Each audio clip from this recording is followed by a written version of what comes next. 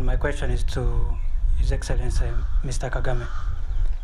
Mr. President, last week, Canada deported Leon Mugesera, and in the same week, the ICT agreed to transfer one case to Rwanda, but amidst a lot of reluctance within the people who run the court.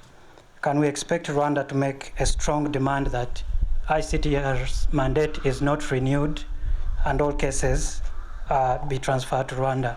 And also relatedly, if you could make a comment on the Rwandan judicial system, because a lot of criticism against Rwanda is that the judicial system is ineffective to deliver fair and impartial justice to the genocide suspects. Thank you. I think it has been agreed, and ICTR is not going to transfer the first case to the Rwandan judiciary or justice system. I think over the years it has been agreed the justice system in Rwanda has come a long way and is effective, it's impartial, it's fair, it can handle cases like any justice system of any country is able to do. So that is a debate that we are done with. I think the conclusion has already been made. So that's not the issue. The rest is just politicking. When people keep raising issues, it is just politics being played aside. And in any case, even those complaints that had come up within the ICTR itself, the International Criminal Tribunal for Rwanda, had been answered, and I think they had been put to rest, and that's how the UN, the ICTR, and other related institutions had found the Rwandan justice system able to try these cases that would be transferred to Rwanda and things like that. It's in the same context that Leon Mugesera, a known genocide suspect, has been transferred to Rwanda by Canada, because Canada, over time, observing the system, the justice system in Rwanda, and the Rwanda justice system having qualified in all ways to try our own cases, or these cases, like any other international justice system would. That's how Canada has finally agreed to transfer Leon Mugesera's case. So I don't think there are issues about how able and fair Rwanda's judicial system would be in trying these genocide cases and or any other cases. So we are moving on. We are forward-looking. The system has been growing. It has been effective, efficient. In fact, if you look at the combination of justice processes in Rwanda, there are hundreds of thousands of cases that have been tried by the Gacaca courts, if you have heard about them. And they have done so expeditiously and fairly, and in fact have resolved not only justice system or justice problems, it has also contributed to the reconciliation process, because Gacaca courts have served to make sure that justice is done, but also to ensure reconciliation takes place. So a combination of the normal justice system, the judiciary, and other traditional means of justice system have combined to ensure that Rwanda's system is working very well to the point that it has brought reassurance to those who would have any questions. Your Excellencies, my name is Etienne Gatanazi. I report for Rwanda Television. My question is in the field of industry. Your Excellency, Museveni, last time when you had come to Rwanda, I think you saw some industries that are not here in Rwanda, in Uganda. The same applies to Your Excellency Paul Kagame. When you came, for example, at Ruzira, you found that the chemical maybe is not in Rwanda. So I would like to know what are the two states trying to do so that the sharing of experience happens in both countries. Thank you.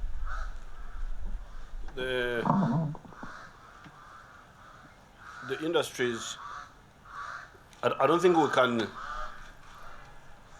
have exact duplication of industries, because industries are based on three bases. Either they are agro-industrial, based on agriculture, because Rwanda is agricultural, Uganda is agricultural. And like the industries which I visited, the milk, the Enyanji factory, those ones are actually also here, the same factories of milk and milk products. They are here because of the similar agricultural base. So one category of industries are the agro-industrial. Now, the other category would be the ones based on minerals. I think these are the ones we should consult on, because these minerals are being exported and processed to Europe. And this is a very big loss. In particular, there is a mineral called coltan, columbite tantalite. It is here in Uganda, maybe in Rwanda it is there. I know it is in Congo. This is a very important mineral for making computers. But Ugandans here have been exporting soil, itaka. What do you call it in Kinyarwanda? Ubutaka. Ubutaka bwose barabujyana. Now this is terrible, to export soil to Europe.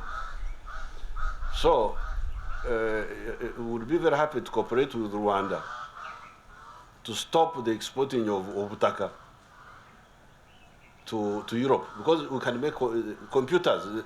You know, those fellows are using coltan to make computer parts. So there's no reason why we shouldn't do that. So that would be second category of factories, the ones based on minerals. I think these are the ones we need to consult on. Because those ones may need a big investment and they can be shared. Then you have industries based on other natural resources like timber. I think those are more specific to each country. Then you have industries based on knowledge. You know, the brain is also a base of industries. I think again on those ones we can work together, because those are a product of research and so on. So it depends. There are some which are specific, which are not easy to or are similar. And there are others which are specific. So the ones which can be shared should be shared, in my opinion. You are right, should be shared. Especially the ones based on minerals, the ones based on knowledge. Like for instance, our universities here are moving very fast on these knowledge-based industries. Thank you. Hello, Max Delaney from Agence France Presse. A question first for President Kagame. Recently, 4 generals from the Rwandan army were placed under house arrest. Can you explain to us what happened and why? And a question to President Museveni. Can you give us any indication of when you will endorse the farm down oil deal with Tallow? Thank you very much. Well, I'll explain, but I didn't think I had to, because for generals or other people in any country, in any system, to be held accountable by the system they work within or for is a normal thing. It happens every day, it happens everywhere, it happens whenever any individual has to account for this. So it's that, in that normal way that the 3, 2 generals and 1 colonel had to be held accountable. They were involved in cases of indiscipline. These are being investigated by the system itself. And I find nothing abnormal or anything beyond that I needed to explain. The mysterious language of these people. You heard the young man saying there, farm down. This is to be mysterious. But what I came to learn that they mean is that some oil companies were trying to buy the shares of other oil companies. That's what they call farm down. I don't know why they call it farm down, because it has nothing to do with farming. Why can't you use the word sale? Why don't you say, when will Tallow sell out their shares? What this man is asking is, this Tallow company are the ones who drilled the oil here. When we found the oil, they came to drill to confirm whether it's there or not and in what quantities. And when they found the oil, then they want to sell some of their shares. That's what we call farm down. But in order for them to do that, the government must give a no objection. If they want to sell to so and so, or so and so, the government must say, yes, we approve, or we don't approve that one. That's what he's talking about. Well, I was ready to authorize, but some of the oil groups brought new confusion, so I did not accept. You remember there were basically 2 issues. One issue was what they call the stabilization clause. Stabilization clause says that in case a company, oil company, loses money in future because of the tax policies of the government, if the government, for instance, increases the tax rate, and because of that, the oil company loses money, that the government must compensate that oil company. That's what they call the stabilization clause. Meaning, you should stabilize the income of the oil companies. And we said, okay, no problem. Mark you, this does not include if the company loses money because of the market forces. It is only when it loses money because the government has increased the taxes or something like that. Because the government is the one responsible for the company losing money. Now, we told the oil companies, no problem. If the government increases taxes and you lose money because of that, you lose earning levels. We can compensate you provided we have got a formula of calculating that loss.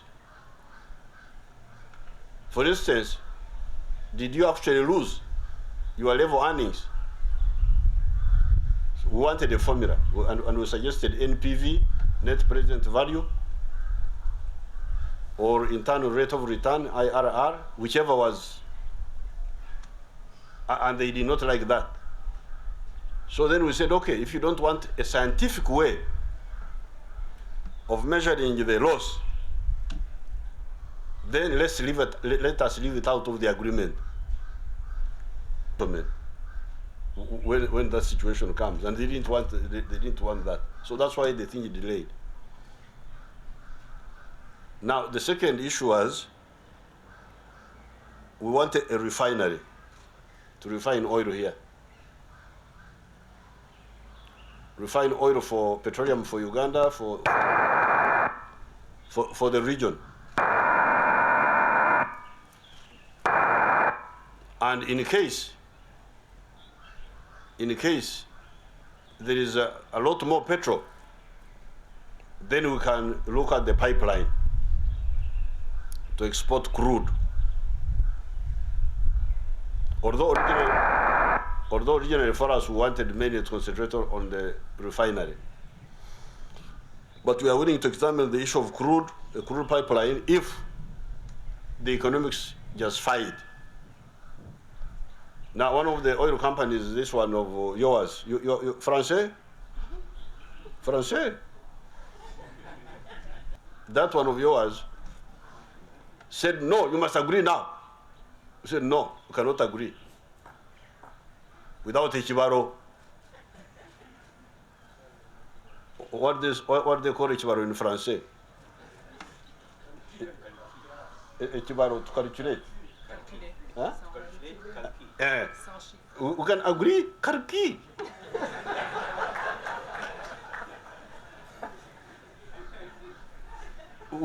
That's what we told Total. Let's do calculate first, and then we agree. But they say, no, you agree without calculate. We said, no, sorry. So those are the issues. So I don't know whether they have changed their mind, because I have not heard from them recently. Merci beaucoup. In Sereko, and I work for Urban Television. To both of you, you know we have a resource known as Kagera, Nyabarongo, and Ruvubu, some places, which has a capacity of producing close to 2,900 kilowatts of power. You both look at prosperity of your people, and you both say that without industrialization, your people will not prosper. I'm asking whether there is a way you are going to work together to establish electricity sources on this river which is not utilized. Then to Your Excellency Paul Kagame, Rwanda has started efforts to, it is applying to the Security Council after Togo goes out.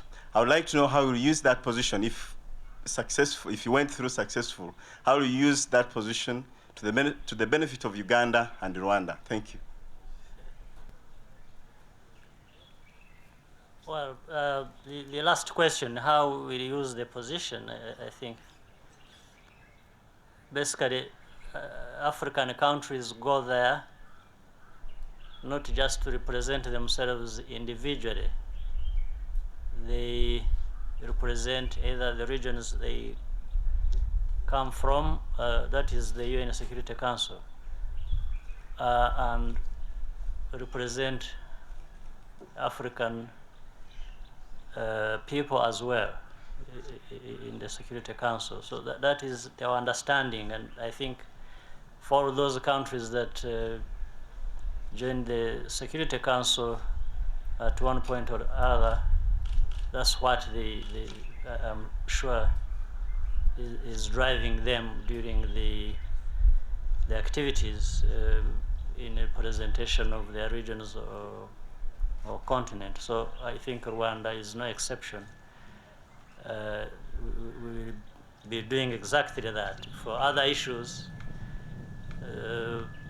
it will depend on what problems we have to deal with. And at the same time, it is important that when you are driven by that mind, you you make consultations with people. So we will consult with Uganda within the East African community, and we will consult others that we ought to consult for proper execution of that responsibility when we become members of the Security Council. Maybe quickly, if I think they said we answer it to both of us, but I just talk about one,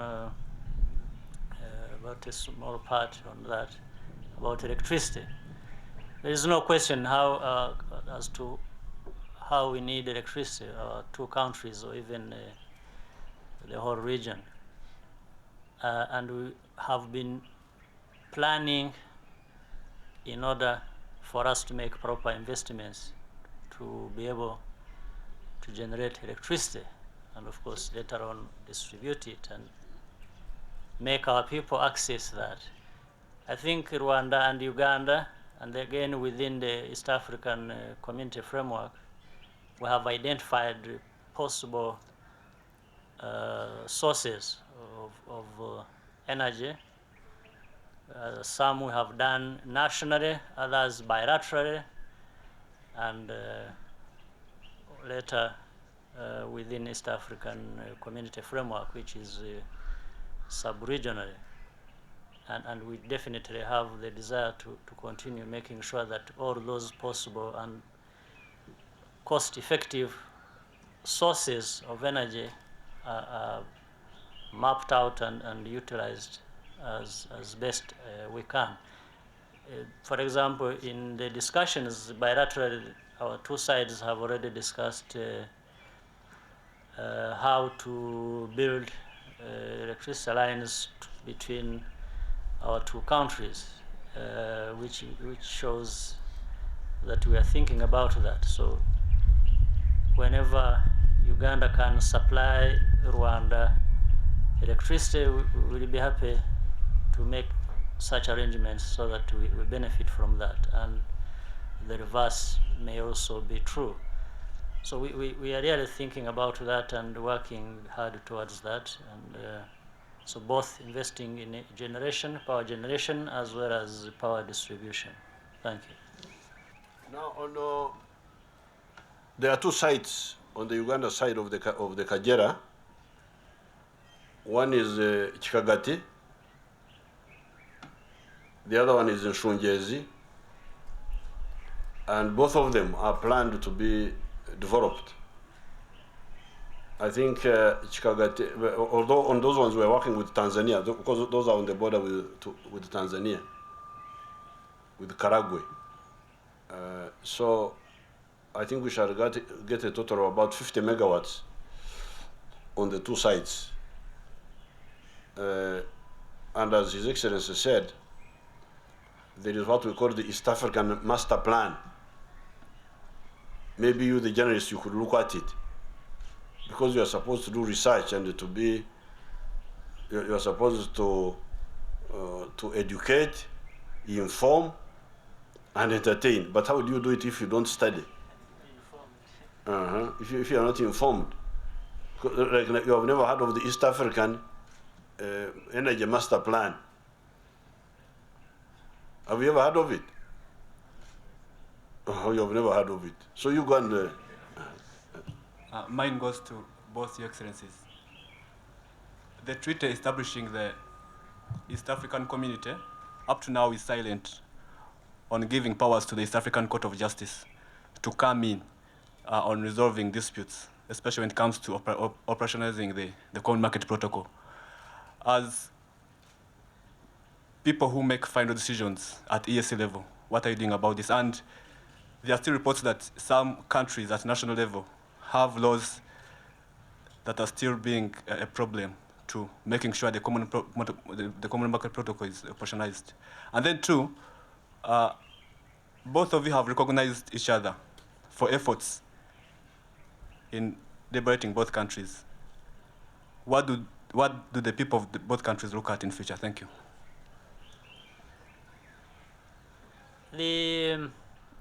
the activities of consolidating the regional integration process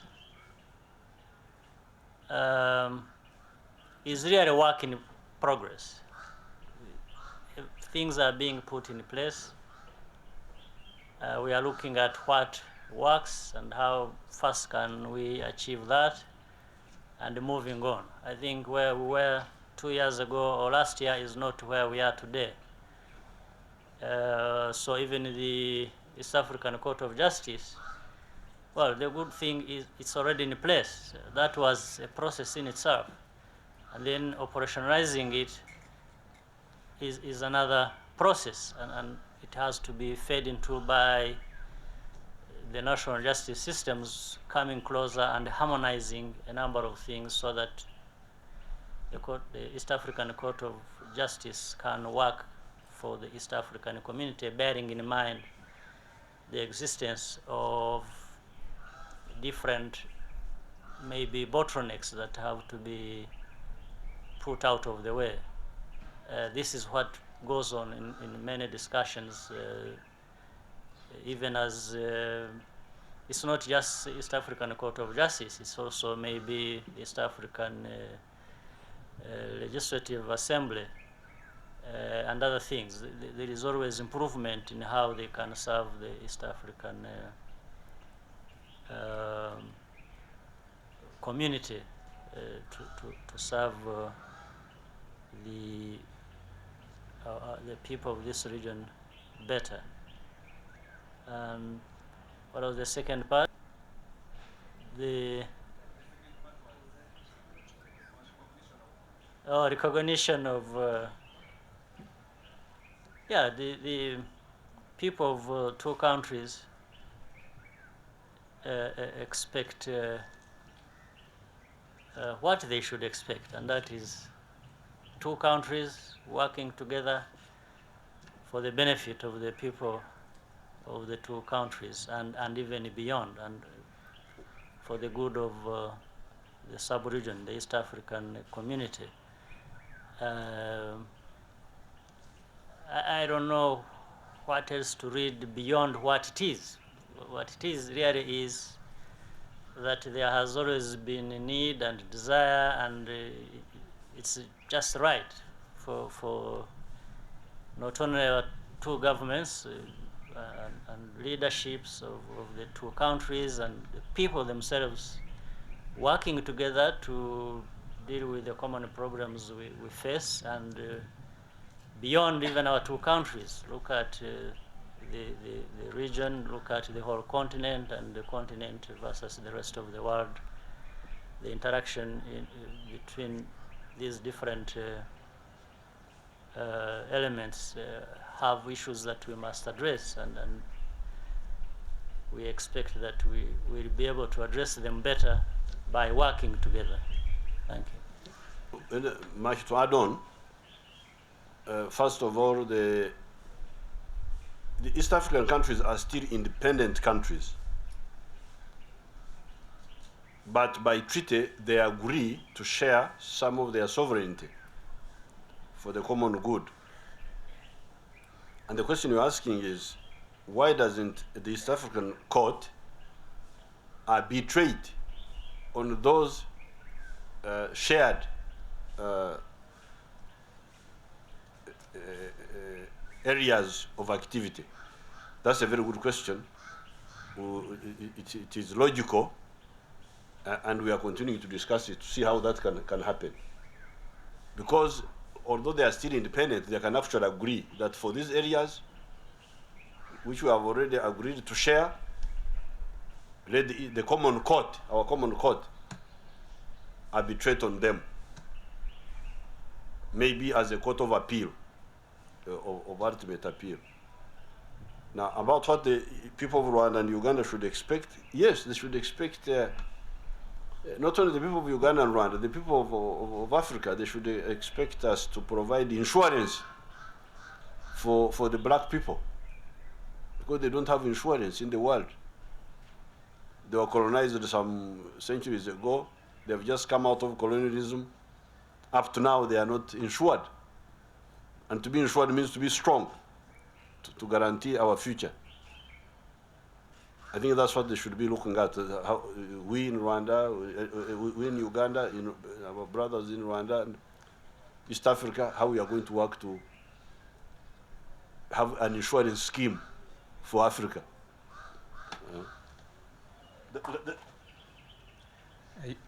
Your Excellency, I'm called Wanera Stephen. I work with the Daily Monitor. I do appreciate your efforts in trying to make the two countries work together and have security and cooperation. But it is unfortunate that the Rwandese of origin in Uganda and those Rwandese from Rwanda have a very sharp difference which is growing up. I don't know if it is really a concern for you and how you're going to address it so that it doesn't compromise the achievements you have put in place. Well, it is true, first of all, there is that association called Umubano, and there might have been problems, but to my knowledge, and in fact, in my discussion today with the Rwandese community here, my sense was that this was rather a diminishing problem, not a problem that is getting worse. I think they've been talking to each other, they've been examining what is it that they are really conflicting about. And I was reminding them today that it is important that not only should they live in harmony themselves as these different identities they give themselves, but within one identity of being Rwandese, but they should also strive to live in harmony with others.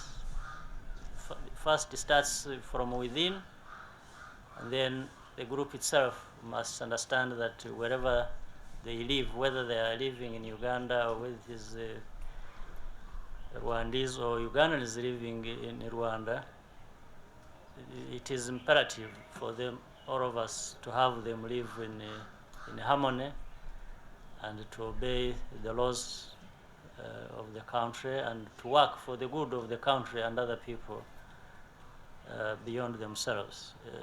I think they have been along that path. The indication was even in capturing that message. It was clear they've been wanting to resolve any differences between them that shouldn't even be there in the first place, in my view, because there are other issues, more important issues to deal with. When we were talking about, when the president was talking about insurance, you cannot contribute to insurance when you are lost on small issues and you are divided. So I think the message is clear, and I think they understand. Those Banyaran, first of all, in the communique, you used a word, diaspora. I don't agree with that word. The Rwandese diaspora. Diaspora means scattered and lost, and that word you should do. What we are talking about are Banyarwanda of Uganda. Now, these Banyarwanda of Uganda, who are they? As far as I know, there are three types. First of all, they are Banyarwanda of Kisoro. You must have heard of Kisoro. Have you heard of Kisoro? The man who was asking.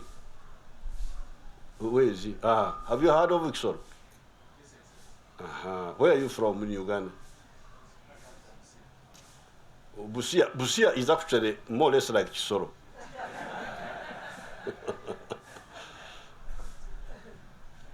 Sambasamia are in Kenya.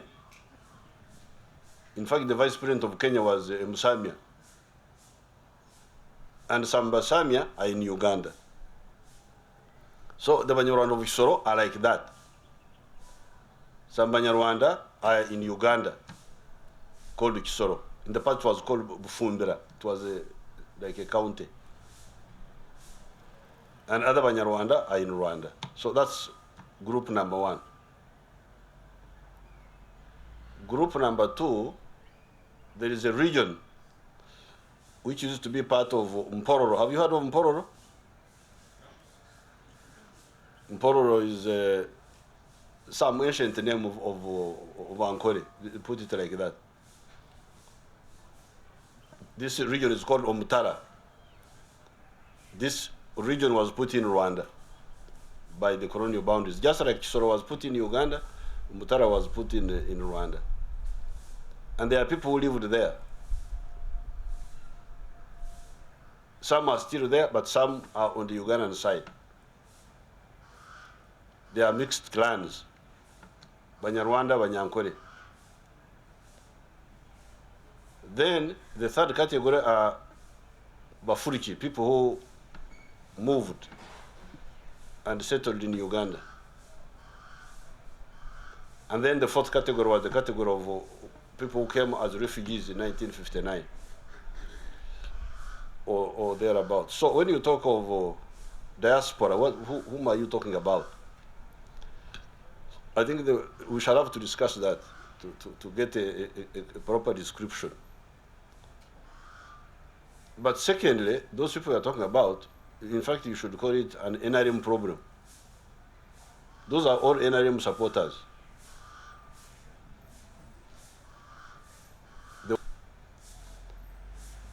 These are all my supporters. Because in fact, I'm supposed to have met them, but I've been busy. So it's not a big issue. Yeah, as the president said, it seems to be dying down. But more importantly is to describe our people correctly. These are Banyarwanda of Uganda. Just as we have Basamia of Uganda. You are a Musamia? So, you are a Musamia of Uganda. We have got the Bateso of Uganda, we have got Bateso in Kenya, as you know. Baluya the Bagisu are in Uganda and they're also in Kenya. That is the same situation. You are talking about when you are talking about the Banyarwanda community of Uganda. Okay? Thank you very much. No more additional.